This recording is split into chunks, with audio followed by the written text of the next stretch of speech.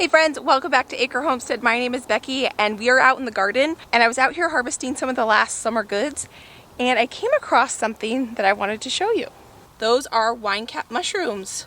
I planted these mushrooms back in the spring. I have a whole video on planting them and I had no idea if it was going to work or not, and it worked. Holy cow! There's so many of them! I just moved this pot, which clearly has been harboring a bunch of the mycelium. Oh my gosh! Look at all these wine cap mushrooms! They're absolutely perfect! They're super easy to harvest too. You just pull them out of the ground. I cannot believe, look what we found! What I think we need to do is take these mushrooms inside and make dinner. I'm gonna make a New York steak. We're gonna make a mushroom pan sauce to go over the steak. We're gonna do garlic parmesan mashed potatoes, and I think we're gonna cook some of these green beans because we have a ton of them, so why not? I'm just gonna harvest the smaller tender ones. The ones that are about to go to seed, I want to go to seed because these green beans have been the most prolific green beans out of any of the ones I've grown this year, and I wanna save seed and I wanna try to grow them again next year from the seed I saved. I have some potatoes here that I harvested the other day. These are actually some volunteer potatoes that were out in the garden, and my chickens, I've been letting them run around kind of free ranging lately, and they decided to dig these potatoes up for me. So I'm gonna peel these when we make our mashed potatoes. I normally don't peel my mashed potatoes when I make them, but because these potatoes were sitting out in the sun just a little bit, there are a couple that have some green spots on them. And I wanna make sure I get all that off. If you see green on a potato, you may have heard that's poisonous to have green on your potatoes. The green part is not actually what's poisonous. The green is just chlorophyll, and all plants make chlorophyll, and that's what makes plants green. That's not actually what's not good for you, but what the green part does is it can indicate that there is enough of this other compound that can cause upset stomach, and it's not good for you. This is a russet potato, and you can kind of see how there's a green hue. I want to peel all that away until I see just white potato.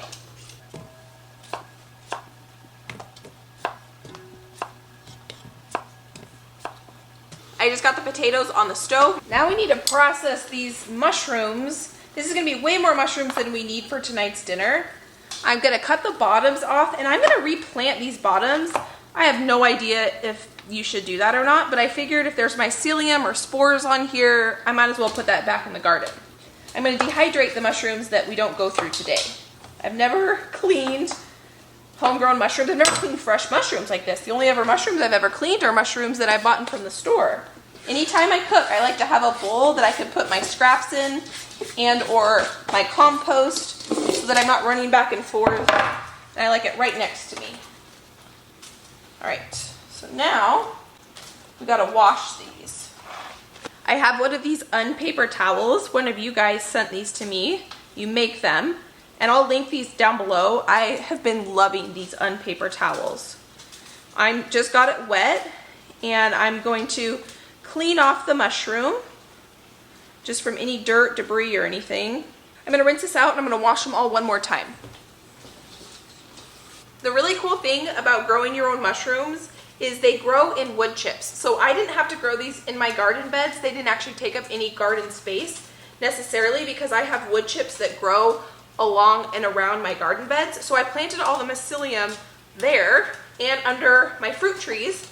So I didn't have to use up any of my actual like bed space for my mushrooms. So you can grow them in an area where otherwise would just be kind of a wasted space other than transporting yourself through the garden. So it's kind of a win-win-win. And they're perennials. I mean, mushrooms will just keep coming back, I think. I don't think you have to replant them. I think they plant themselves. I think we need to try this together. I'm a little nervous. I'm a little nervous. I'm actually not a huge mushroom fan. I love the flavor of mushrooms, but I don't necessarily love the texture of mushrooms.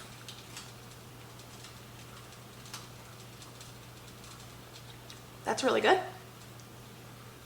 That is extremely nutty and earthy.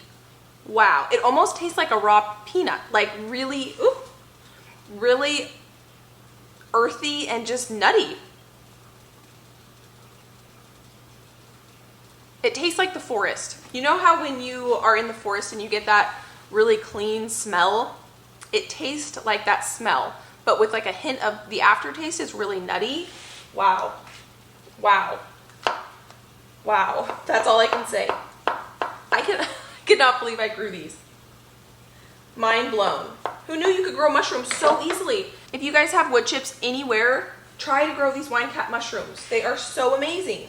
I'm gonna get them all chopped up because whatever I don't end up using, I'm gonna throw in the food dehydrator because I don't know how well they're gonna store.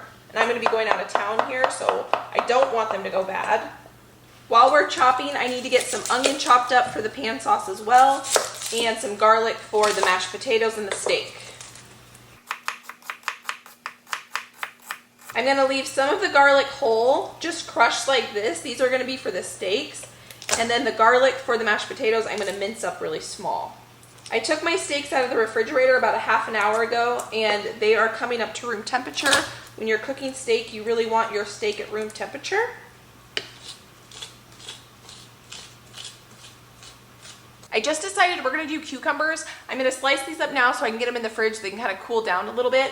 And that way I only have to finish cooking the mashed potatoes and the steak, and I don't have to juggle a third thing that needs to be cooked at the same time. We're gonna slice these really thin.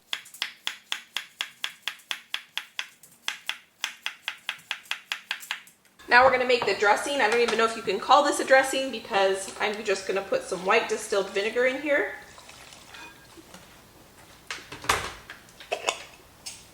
A little bit of sugar.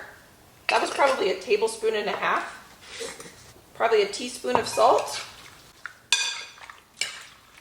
We're gonna mix this up. I'm gonna throw it in the fridge and our side dish is done. Basically, we're making like a quick pickle here. Quick pickle salad. This is done. It's gonna go in the refrigerator while we finish up the rest of the dinner. Let's cook the steak now. Before we actually start cooking the steaks, we need to heat up our milk for the mashed potatoes. I have a little bit of half and half here because that container was almost empty, so I wanted to use it. And then I do have a little bit of heavy cream here. So I'm gonna put a mixture of half and half and heavy cream. You could use milk, you could use whatever mixture of dairy you want for this. This is just what I have on hand, so this is what I'm using. Want to gently cook our garlic in this milk mixture. So we're gonna stick our garlic that we chopped up really fine for the mashed potatoes in our milk mixture, and I'm gonna put it on the stove on low. And we're gonna let that just kind of simmer and just, not even simmer, we're just gonna let it warm up and gently cook the garlic while we cook the steak. I have a cast iron here that I just put a couple tablespoons of oil in. While we're waiting for our cast iron to heat up, I have some paper towels here in our steaks. I'm gonna pat them dry with paper towel. We're gonna salt our steak on both sides pretty liberally. That side and everything. All right, it's gonna get smoky in here.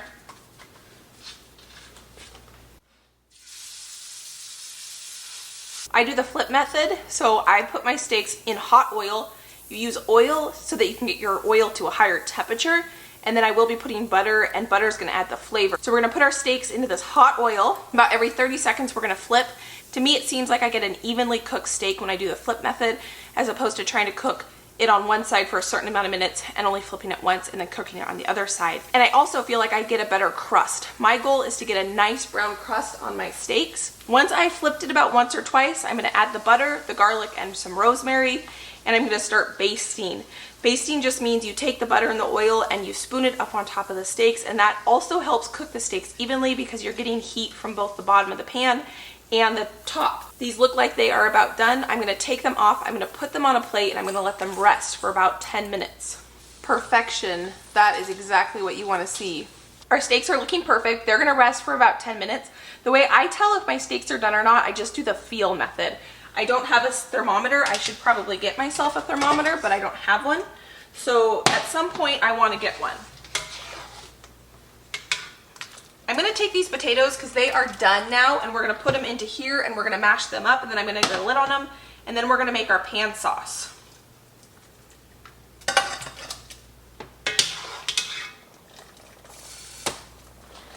I don't do anything special with my garlic mashed potatoes when it comes to mashing them. I just mash them with a masher, with a potato masher that I got from Goodwill.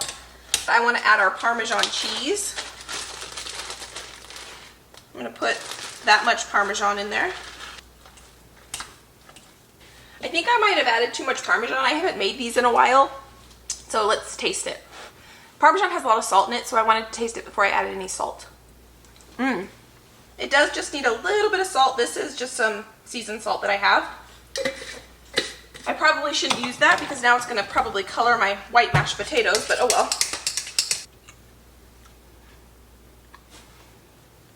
It's hot. That is perfect. I did not over Parmesan. I don't know why I said that I thought I did. Can you over cheese something? I don't know. But this is fantastic. I'm gonna put the lid on this and we're gonna let this stay warm. We're gonna start on our pan sauce now. I took out all the butter and olive oil, rosemary, garlic, because those are done. They are no longer needed. We're gonna start with a little bit of fresh stuff, but there's all this really good brown bits on the bottom here that we wanna release up. So I'm gonna put just a little bit of fresh olive oil in here. We're gonna turn our pan back on. We're gonna put some red onion and half of our mushrooms here. I'm gonna add a little bit of salt here too, just to help draw out the moisture. There's all these beautiful brown bits on the bottom of this cast iron. As the onions and mushrooms will release their moisture, I'm gonna use that moisture to scrape up those brown bits. That's all just really good flavor that we want in our sauce. This is now cooked down. We're gonna add the next ingredients. You wanna add about 1.5 cups worth of liquid when you make a pan sauce. So I'm choosing to do 1/2 cup of red wine and 1 cup of homemade bone broth. And we're gonna cook this down until it reduces by half.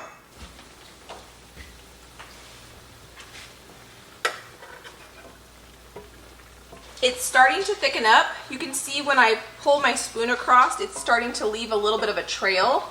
I tasted this sauce and it tastes really good, but I think it needs a little bit of Worcestershire sauce. I know I'm saying that wrong. I'm gonna put 2 tablespoons of that. I have a hard time cooking red meat without red wine or Worcestershire sauce. Woo, now I have to clean the lid. I just tasted that and that tastes way better. That's all it needed, was just a little bit of that to kind of balance all the flavors out. All right, I think we're there. You can see how it's kind of leaving a trail a little bit. We have to add one more ingredient. I'm gonna take this off the heat. We're gonna pour in the juice from the steaks, and then we're going to whisk in some butter, at least 3 tablespoons, and this is what turns this into a sauce. You want the butter to emulsify in there, and that's why you need to take it off the heat and you need to whisk it in off the heat. And you want to do just a little bit at a time. This is what's going to make this really silky. That's one way to do it slowly, is if it gets stuck in the whisk. You can kind of see how silky now that's getting, and it's actually turning into more of a sauce. Got to taste it to make sure it tastes good. Yes. So it's going to be the moment of truth. We need to cut into these steaks, and we need to see how well I cooked them. And then I'm going to call my husband down, and he's going to give everything a taste test. These steaks weren't exactly the same. This one was a little bit thicker, and so this one's going to be a little bit more well done than this one. I'm going to cut the fat off. Some people like to eat the fat. My husband and I are not big fans of that. So I'm going to cut those off. Those are going to go to my chickens. They're going to love that. This one's going to be my husband's because he likes it a little bit more rare than I do. Okay, let's see how I did. That is perfect. Do you see how evenly it's cooked through? That's because we did the turn method. That might be a little overcooked for some of you, and that might be a little undercooked for others. There's one. Let's see how we did on my husband's. See, his is a little bit more rare. That's how he likes it. Yeah, that's how he likes it. That's a little too rare for me. Now let's get everything plated up, and I'm going to have my husband come down and give a taste test to everything. I'm going to put a little bit of mashed potatoes in the bottom of a bowl. The door's wide open. I know. It was smoky. Oh, I'm going to close it. It smells really good. I'm going to put a little bit of mushrooms and onions on the top. And then I'm going to drizzle over a little bit of sauce. All right, so I just handed it to my husband and he's gonna give us a taste test and see what he thinks. So Josh, you can taste it. Okay. It looks really good. So it's homegrown potatoes. I did the garlic Parmesan cheese mashed potatoes. Mm-hmm. Are they good? Mm-hmm. I did a lot of So Parmesan. good. The potatoes are so good, and the So that it's not mushroom really sauce, gravy. Mushroom sauce, it's a pan sauce, like a pan sauce. so good. That's a homegrown red onion mushroom, homegrown mushrooms, red wine, I didn't grow the wine, but sauce, and then it's the steak from Basket Flat Ranch. So Mushrooms are great. can you taste, like, do they taste like regular mushrooms? I mean, they might taste like regular mushrooms, I don't know. But They do taste like regular mushrooms. They are crunchy. yeah, they're very firm. They're Much not more like- slimy. More texture to them than when you get them at the store, I guess. That's good. Really good. Awesome. Wow, I might need more though. I just told them that was going to make 2 dinners worth, and I don't know if, is it not going to make 2 dinners worth, maybe? Are you gonna eat all that? Well, I was going to eat half of that, and then I was going to make quiche or something, but you can eat as much of it as you want. He just gave me a thumbs up. Did you want to taste the salad? You got to get some cucumber salad, too. Okay. So these are cucumbers from our garden, and I kind of did like a quick pickle dressing on them. I'm going to give them a taste. I guess I should have tried this steak. The salad is really good.